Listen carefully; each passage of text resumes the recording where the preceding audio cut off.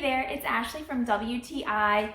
Sometimes we need dog cones for our little fur babies, and this one from Cryptdogle is great. I've had a lot of dog cones in the past, but this one I really like for a few different reasons. It's adjustable, very easily adjustable. It has Velcro here. And it's a nice size Velcro, so if you have a big dog and you're worried about them taking this off, easily, it is not going to happen. I have a 90-pound American Bulldog. She cannot get this off. I really like also that it's very comfortable and it has a lot of padding here, so she can easily lay down on her bed and still be comfortable, yet she cannot lick her paw raw.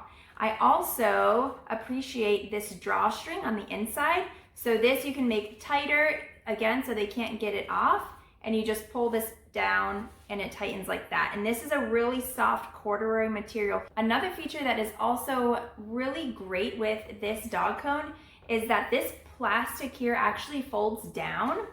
And so if it's time to eat or drink, you can simply fold this down and then they can still eat out of their bowl, and it stays back until you're ready to flip it back over.